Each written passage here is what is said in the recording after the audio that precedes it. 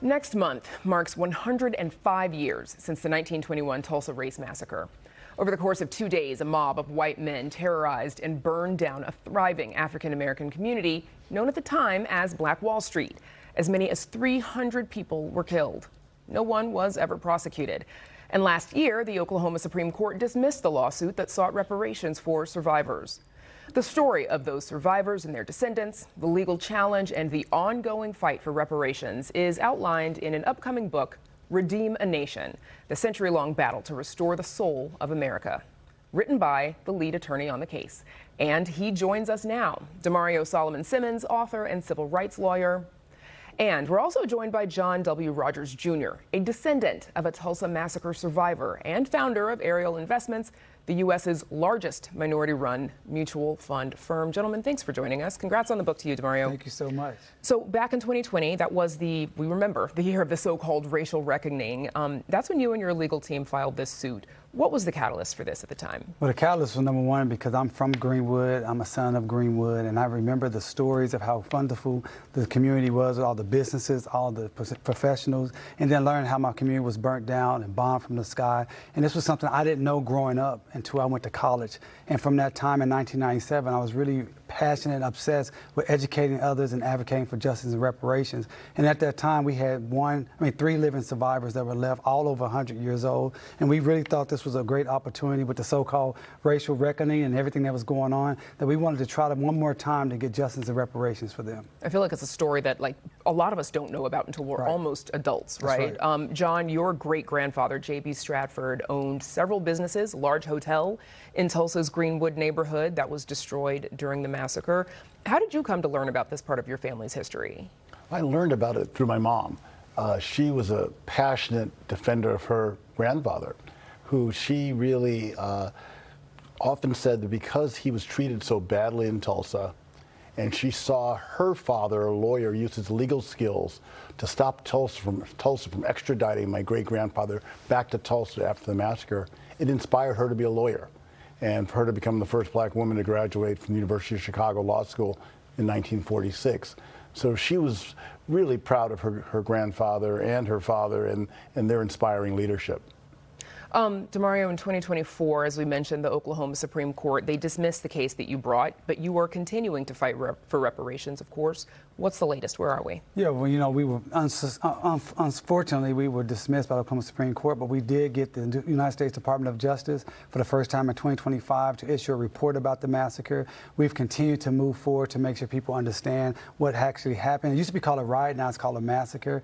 I'm so excited that we've been able to do that. We have a thing called Project Greenwood, which I talk about in the book, where we're pushing other efforts to make sure there's justice, reparations, and land reclamation for people like Mother Randall, my one living survivor. She's 111 years old, and she's still fighting for justice. And that's one of the reasons why I wrote this book, and why I have for people to go to redeemanation.com and buy this book, read this book, but also join our Greenwood 11,000 campaign. You know, it's about 11,000 people in Greenwood at the time of the massacre, and we're looking for 11,000 people to join our campaign to make sure that Mother Randall can get that justice before she leaves this earth. 111 years old, despite it all. Despite it all. A blessing. How do you respond to those who say, you know, it's too late to ask for justice? The people who perpetrated that massacre are all dead now. Yeah, what I always say, first of all, you have to ask the question, is there a debt owed?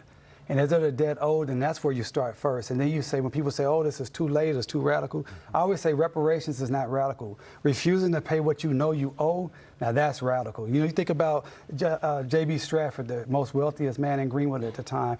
John has done fantastic for himself with his business, but imagine where his family would be if J.B. Stratford, he owned the largest African-American hotel at the time, the Stratford Hotel. Imagine if that was not burnt down. He had to run for his life, and C.F. Stratford to come and actually save his life. Imagine where the rest of Black America could be if this didn't happen. But that's why this book is about, not just about what happened in the past, but a blueprint moving forward to create Greenwoods all over the nation.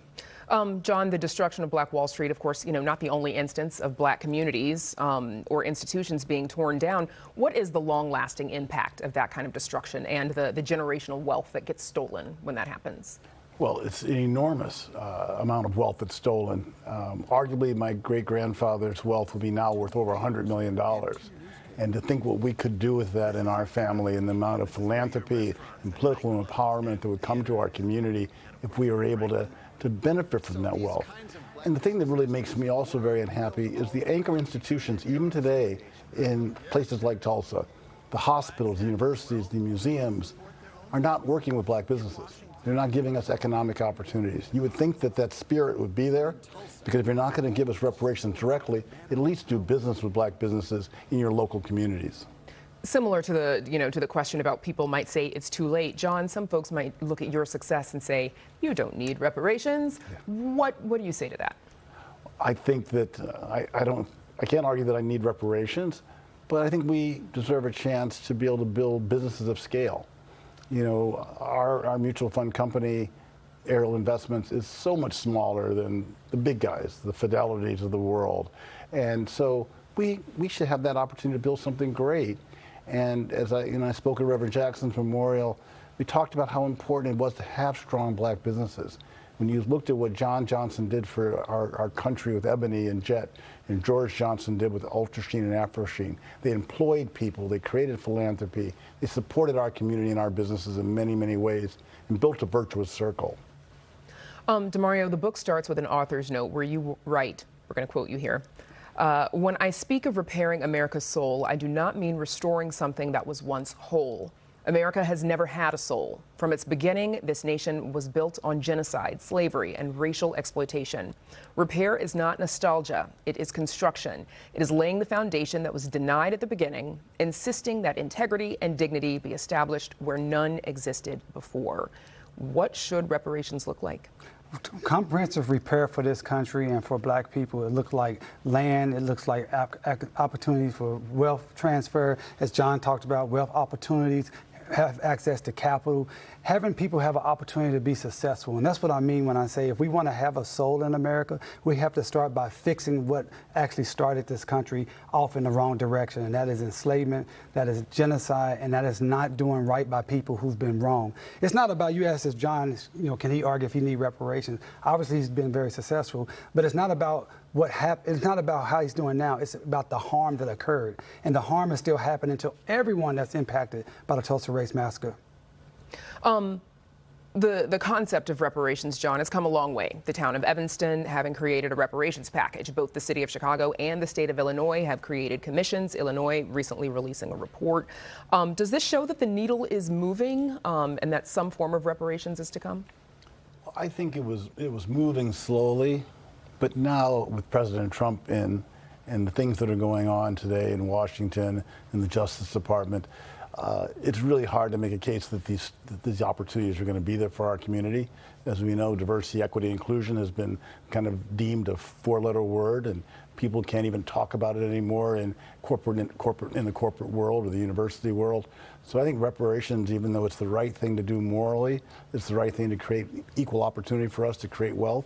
That's something that I think right now our federal government has no interest in. Damario, same question to you. Do you think the needle is moving? I think the needle is moving, and I think John is absolutely correct in what's happening with the Trump administration. I think the good thing about the Trump administration is it's showing everyone exactly what needs to be done. And no one now can say, oh, everything is okay, like people try to talk about before. And I think in the book, in Redeem a Nation, I talk about how we move forward and utilizing the 5 ThinkGreenwood principles to recreate the Greenwood all over this country. Because Greenwood was just as much a physical location as it was a state of mind. And so while we're working with the government and fighting for reparations and justice for what was done, we can also work within our own communities and do what we need to do to build ourselves up. You named some of those, you named the 5 principles. Yeah. What are those? How did folks in Greenwood build their success in about 20 seconds? Number 1, community love. Number 2, a freedom mind state. They went there to be free. Number 3 was ownership. Number 4 was wealth circulation. And number 5 was willful resilience. And that's what we're talking about this year as we talk about the 105th anniversary of the massacre this year, but it's also the 120th anniversary of the founding of Greenwood. And that's just as important as the massacre. Okay, well done. Damario Solomon-Simmons, John Rogers Jr., thanks to you both for joining us. Appreciate it. Thank you. Again, the book is called Redeem a Nation, the century-long battle to restore the soul of America. It is out on May 12th.